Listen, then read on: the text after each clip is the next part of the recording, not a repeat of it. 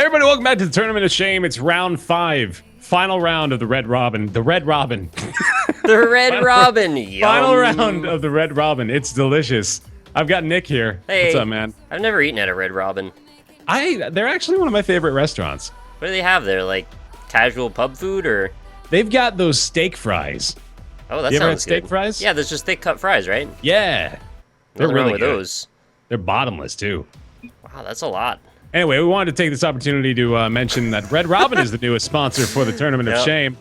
It's weird they just reached out to us one day and we're like, all right, sure. It's like, You guys are into it, we are too.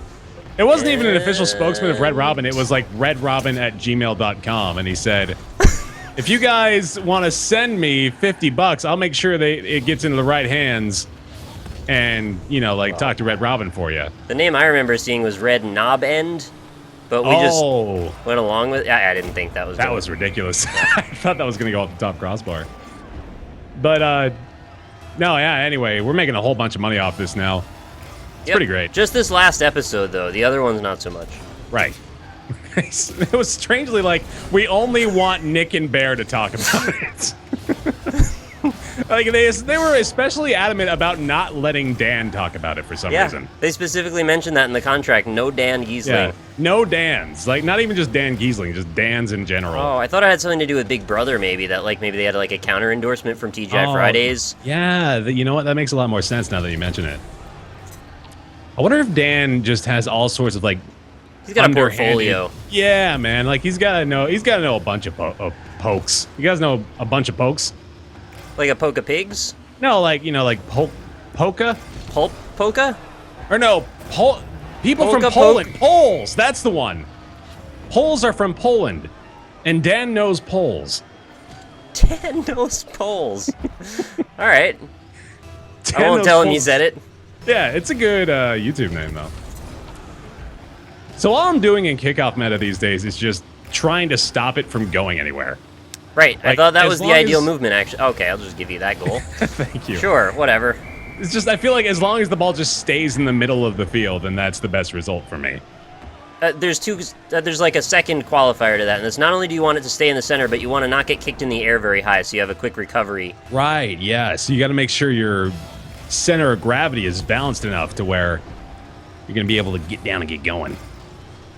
You want to hit it towards the tail end of your flip, if you do a flip. Right. Yep. Here we go. Right over me. So I was one of the worst so far in this tournament, and you're actually the best.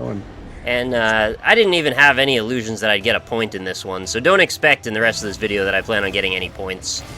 I'd like for that to happen, but... I'm not just saying this to make you, like, you know, try harder and anything like that, but I am legitimately noticing that game 1 of all of my series, of the best of 3 series I've played with everybody, game 1 is always kind of a wash. And then game 2, it just gets, like, super competitive out of nowhere. Yeah. So with Mathis, I went up, I think, like 7-1 against him in the first game.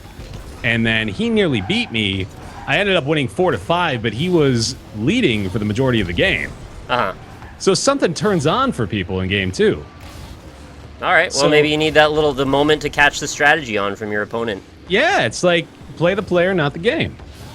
You got to figure out what I do, and then you just got to counter that. And The problem is when what you do is win the tip-off, like, no, I can't counter that very well.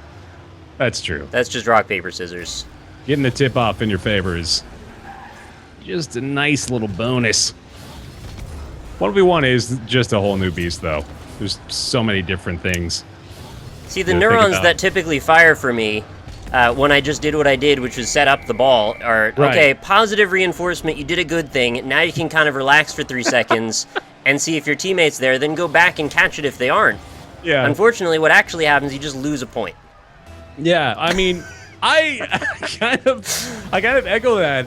I think I've told this, like, to literally everybody as we've been doing this, but I am, like, notorious for setting the ball up in front of the opponent's, like, middle of the net, which is normally good until you get into the 1v1 setting where doing that while they're, like, in net waiting for it is kind of just a given long goal. Yeah. There's not really good result from that I can think of. I'll just be over here. You go ahead and take care of that. All right, thanks. Yeah, Yeah, I've lost a lot of goals to just getting knocked to the wrong part of the field, and then you just can't come back in time. One thing I do like about 1v1 is that you can employ, like, dribbling a lot more. I guess, like slow dribbles like this. I mean, unless, of course, you're coming flying from out of nowhere. Ooh, nice hit. But, yeah, you can, like, you can try to kind of psych people out a little bit with your slow play, which I find is a lot of fun. And that's something that doesn't usually end up, you know, being a possibility in... Oh, jeez. That's not good. It's fine. I have no boost, so take your time. Do you do front flip? You know, I don't do it hardly as much as I really should be. I actually had a shot there, too. I just kind of let that go. Yep. Front flip is good, man. You gotta do front flip. I'm embracing the futility flip right now. That's the flip that says I don't care. Yeah. I'm gonna lose. Oh, come on. You're on pace, literally, to be Mathis.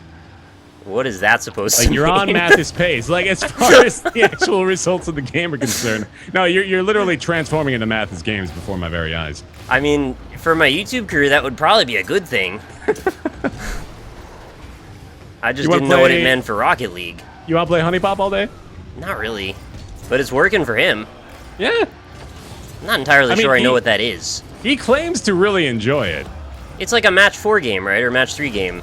Something like that, yeah. But there's like naked women in it for some reason. I think it's like there's women and you have to match 3 parts of their body and then you make a new woman. So it's kind of like a serial killer's clipping of magazines. Oh god, it's like an episode of fucking Dexter. You gotta paint each of the nails a different color. Yeah. No, I have no idea what Honey Pop is. Shouldn't we know as YouTubers? I mean, like, don't we want to live properly? Don't we want to live in general? Yeah, we don't know what Honey Pop is. Mr. YouTube comes to your house and fucking kills you. There's a red phone. I've seen it. It's terrifying. It's on Ryan's desk. He calls Mr. YouTube sometimes. It's made of blood. Yeah. Well, why do you think it's red? It's only going to be for that reason. Exactly. All right, man. So we're gonna. What server were we playing on actually? What server? Because I know you guys are on the East Coast and I'm on the West Coast, so we've been using that as a as a way to like swap advantage. We're on US West right now. Oh, so you're giving me host side, man. I really didn't think about it. It doesn't matter. Yeah, it doesn't really matter. It was like an artificial way to. Dude, nice if I called it out and was like, man, the only reason you won is because of the server, like, I think there'd be some problems. Well, there's going to be problems in the comments either way, but there's going to be a lot more if I said that. Problems in the comments. That's a pretty good album name. Oh, no. Oh, shoot. Oh, my God. I got a goal on Baer. Okay, wow. I totally whiffed on that. What a rare you are becoming even more Mathis-y. Well, how do you keep making these comparisons between them? This is what happened, man. This is just deja vu for me. This is exactly the process. All right. I'm terrified now, legitimately, because he was making waves. Well, I'm already not getting enough sleep, so that's part of the Mathis transformation. Yeah, there you go. You gotta revert your sleep schedule to like 3 a.m. to 3 p.m.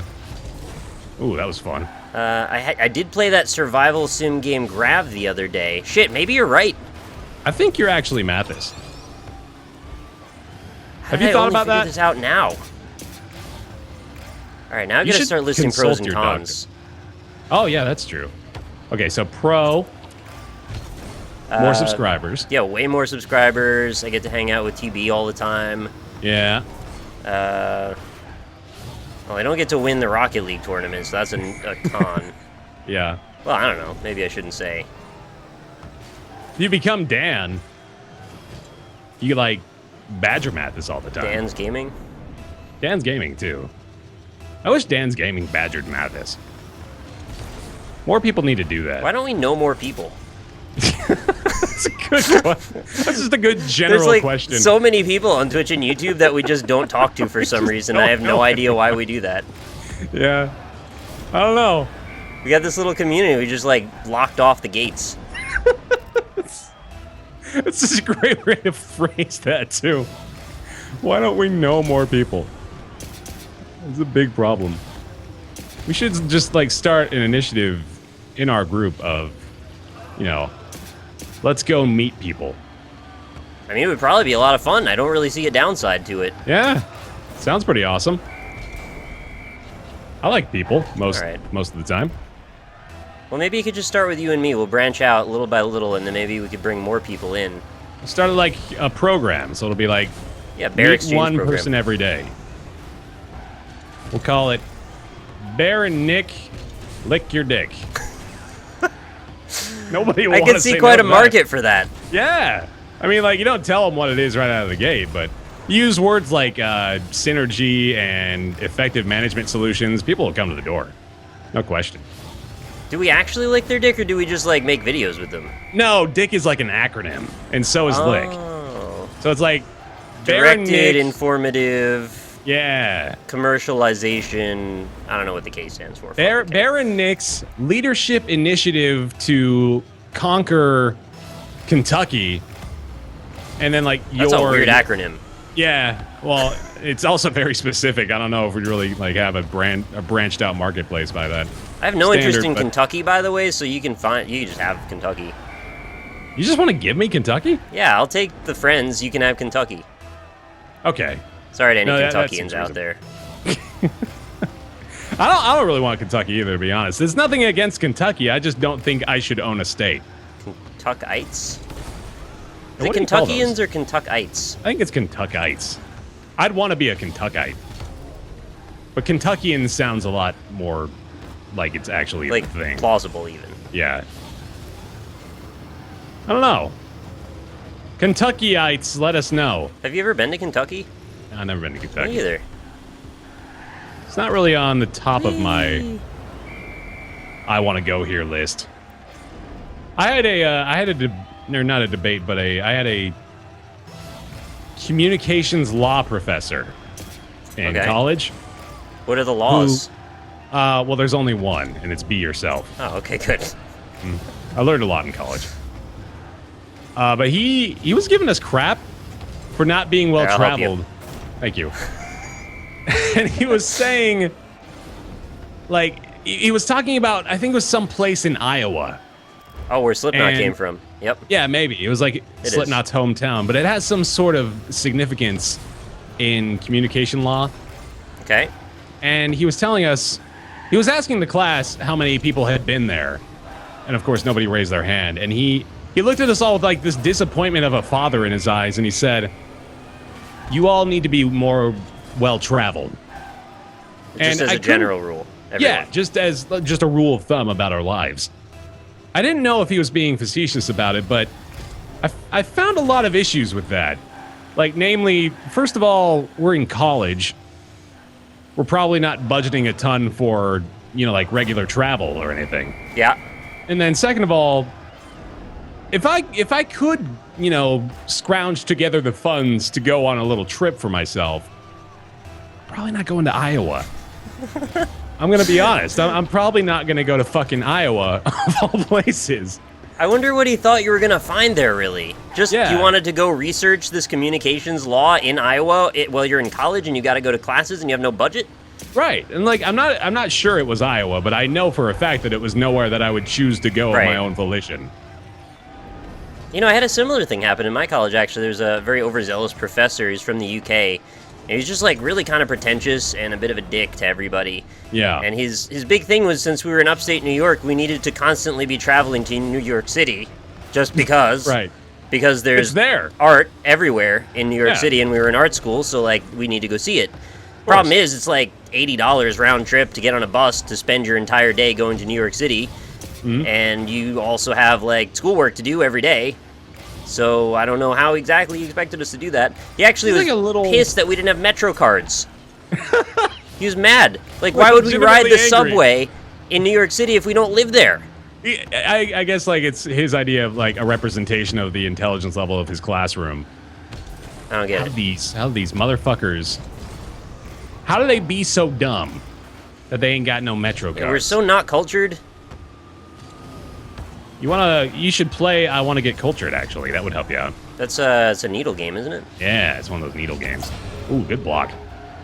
I was thinking about playing I Want to Kill the Camilla too, because B-Rex said it was real easy. B-Rex doesn't know what the word easy means. I know, I was kidding. We did one of those things. I dared him. I was like, man, I will stream any game you want if you stream any game I want. And he's like, okay, you got to beat I Want to Kill the Camilla 2. And I was like, fine, I'll do it on Sunday. Just give me like an hour to practice. He's like, it'll take you 9 years. I don't care. I'll do it anyway. I watched him play a little bit of that. That dude, you know, he's fucking like getting training from one of the best Rocket League players in the game right now. It's not fair, man. Wow. Like, he can't be the best at everything. But he actually is. And this comes right from the heart from you because, you know, you've got the whole Spelunky rivalry. Yeah. You and him. A lot of bad blood there. I think I just kind of accepted that as, oh, he's way better than me. I'm not going to be as good as him. But then I picked up, like, 1001 Spikes. I picked up, there's another game I think that he played a lot of that I was kind of okay at, but just like everywhere I turn, it's B-Rex being the best at everything.